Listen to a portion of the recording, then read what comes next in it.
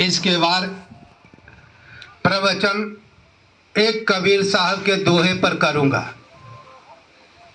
प्रवचन का बोल है, सच बराबर तप नहीं, झूठ बराबर पाप, जाके हृदय साच है, ताके हृदय आप। देखिए कबीरदास जी कहता का कहतड़न कि सच बराबर तप नहीं, झूठ बराबर पाप, जाके हृदय साच है, ताके हृदय आप। कहने का मतलब है कि सच बराबर तप नहीं, इतना तप करो, इतना तप करो। ये सच जो है बोलने वाला ये तप है, जितना सच बोलोगे उतना ही तप है। कहने का मतलब कबीरदास जी क्या है, हम कहीं कहीं झूठ बोल देंगे तो तप नहीं है। सच बराबर तप नहीं, झूठ बराबर पाप, जाके हृदय साच है। माने जिसका हृदय साच है, माने उसमें कोई बुराई का झूठ का गुंजाइश नहीं है, उसके हृदय आप यानी परमात्मा उसके हृदय में विदित होते हैं। उसके हृदय में परमात्मा विदित होते हैं, माने आप का मतलब उसके जाके हृदय आप का मतलब वो परमात्मा आपके हृदय में विदित हो गए। जिसका सच है, जिसका जो तप सच बोल रहा है, उसके हृदय में भगवान विदित हो जाते हैं। सच बराबर तप नहीं, सच बोलने वाला एक कार्य क्या कर रहा है, तप कर रहा है। सच बराबर तप नहीं, झूठ बराबर पाप, माने झूठ बोलने वाला वो पाप कर रहा है। पाप क्या कर रहा है, वो अपनी आत्मा को मलिन कर रहा है, और सच बोल रहा है अपना को आत्मा को उजागर कर रहा है, माने आत्मा को अंधकार से बचा रहा है।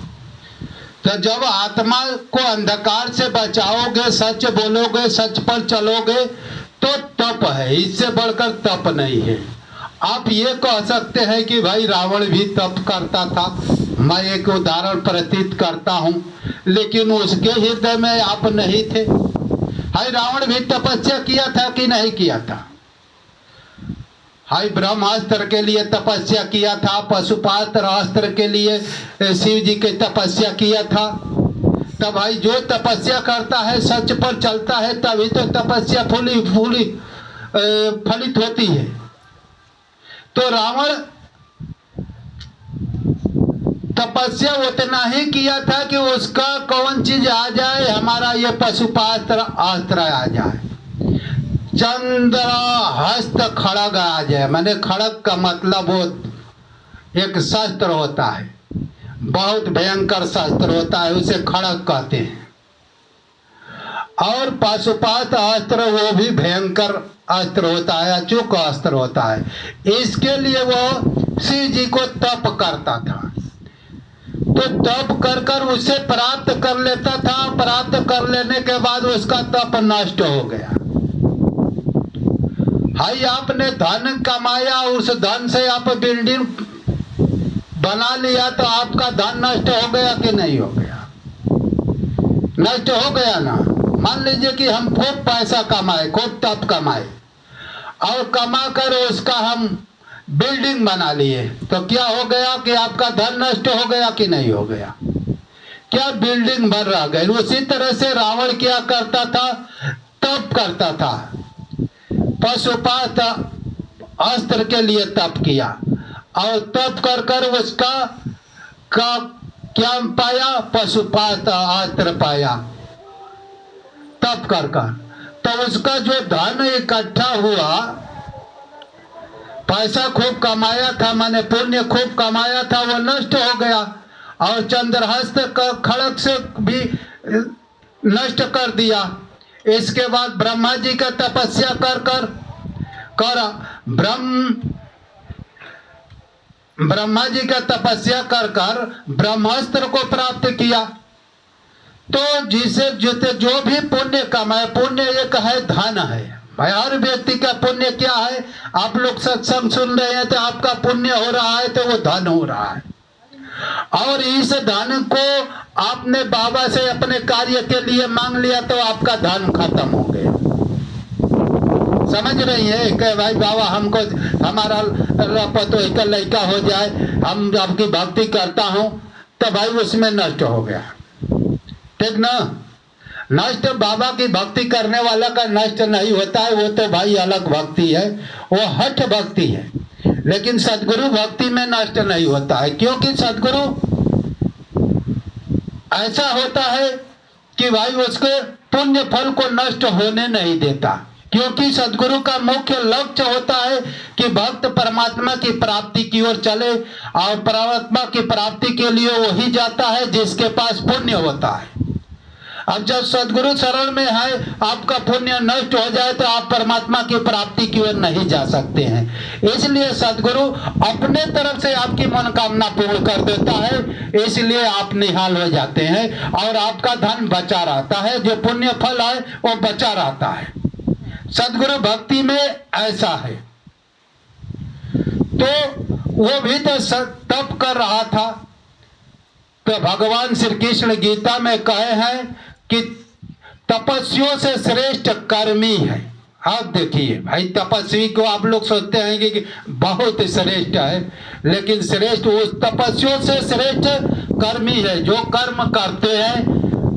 कर्म का मतलब आराधना, जो भक्ति में लगे रहते हैं उसे कर्मी को, ठीक ना? तपस्वियों से अधिक कर्मी श्रेष्ठ कर्मी है। अब कर्मियों से श्रेष्ठ कौन है? योगी, जो हमेशा योग का अभ्यास करते हैं, आत्मा का ध्यान, परमात्मा का ध्यान करते हैं, उसे योगी कहते हैं। तो कर्मियों से श्रेष्ठ कौन है? योगी है। अब योगियों से कौन श्रेष्ठ है? निष्काम कर्म योगी। देखिए, निष्काम कर्म योगी। हम सोचते हैं कि भाई हम बहुत बड़ी तपस्वी हैं, एक प्रकार का अहंकार है, तपस्या का नाश हो सकता है, लेकिन भक्ति का नाश नहीं होता है, मैं बताऊंगा। तो तपस्वियों से श्रेष्ठ कर्मी है, कर्मी से श्रेष्ठ योगी है, योगी से श्रेष्ठ निष्काम कर्म योगी। गीता के प्रसंग से मैं बता रहा हूं, भगवान श्री कृष्ण अर्जुन को समझा रहे हैं कि हे अर्जुन, तुम निष्काम कर्म योगी बन, क्योंकि यह सबसे श्रेष्ठ साधना है। तपस्वियों से श्रेष्ठ कर्मी है, कर्मी से योगी श्रेष्ठ है, योगी से श्रेष्ठ निष्काम कर्म योगी श्रेष्ठ है। तो कहते हैं हे अर्जुन से कहते हैं कर्मी साधना की विधि को जानता है और चल दिया है। कर्मी जो है साधना की विधि को जानता है और कर्म पर चल दिया है, लेकिन अब ही योग से बहुत दूर है, इसलिए इससे श्रेष्ठ योगी है। क्योंकि योगी जो है योग में अरुद्ध है, उस योग की साधना को जानता है, अपनी साधना की अच्छी बुरी स्थिति को जानता है, इसलिए योगी श्रेष्ठ है। मैं किस जगह पर हूँ, कहाँ तक अभी मेरी साधना है, और कहाँ तक पहुँचूंगा तो ईश्वर में स्थिति बना लूंगा, और कहाँ तक पहुँचूंगा तो ईश्वर को प्रायण हो जाऊंगा, ईश्वर को प्राप्त कर लूंगा। इसलिए योगी अपनी स्थिति को स्वयं आकलन कर कर चलता है, और इसलिए कर्मी से योगी श्रेष्ठ है। अब इसके बाद निष्काम कर्म योगी। निष्काम कर्म योगी उसे कहते हैं जो अपने इष्ट पर, अपने सदगुरु पर फेंक चुके हैं। फेंकने का मतलब हानि लाभ सब कुछ फेंक दिए हैं। योगी जो है अपनी हानि लाभ की स्थिति को देख कर चलता है, लेकिन निष्काम कर्म योगी जो है अपने इष्ट पर, परमात्मा पर, यानी सदगुरु को अर्पण कर, समर्पण कर, उसको अर्पण कर दिया है कि प्रभु हानि में भी मैं खुश हूँ, लाभ में भी खुश हूँ, मैं तो तेरा हूँ, तेरे अतिरिक्त मेरा कुछ है ही नहीं, मेरा मुझ में कुछ नहीं, जो कुछ है सो तेरा, तेरा सब सौंप कर क्या लागा है मेरा। माने ऐसे जो है निष्काम कर्मयोगी फेंक देता है, किस पर? गुरु पर। अब गुरु आपके, मैं अपने को अर्पण कर दिया हूँ, हमारी नैया आपके हाथ में है, आपको पार लगाना है, पार लगाए या न लगाए मैं तो आपका हूँ। इस तरह से निष्काम कर्मयोगी जो है श्रेष्ठ है, क्योंकि हानि लाभ सब ईश्वर पर फेंक चुका है, अपने गुरु पर फेंक चुका है, इसलिए उसकी ईश्वर की प्राप्ति गुरु के हाथ में हो जाती है। इसलिए जो गुरु को अर्पण कर देता है अपने को, वो सबसे श्रेष्ठ है। बोलिए सदगुरु साईनाथ महाराज की जय। ऐसे तपस्वियों से क्या है? तपस्वियों से कर्मी श्रेष्ठ है, कर्मी से योगी श्रेष्ठ है, और योगी से श्रेष्ठ निष्काम कर्म योगी। इसका हम विस्तार पूर्वक वर्णन किया। अब इसके बाद हम यहाँ पर आ जाते हैं कि सच बराबर तप नहीं, झूठ बराबर पाप, जाके हृदय साच है ताके हृदय। जब तप करते करते, योग करते करते हमारी भीतर की सारी बुराइयां नष्ट हो जाती है, योग में हमारी सारी बुराइयां नष्ट हो जाती है,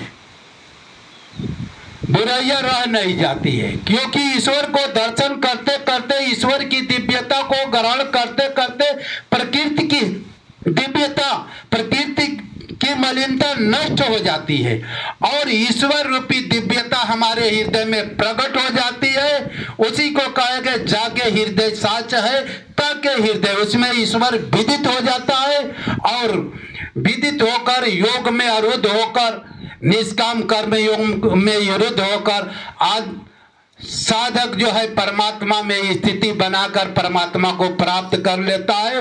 बोलिए सदगुरु साईनाथ महाराज।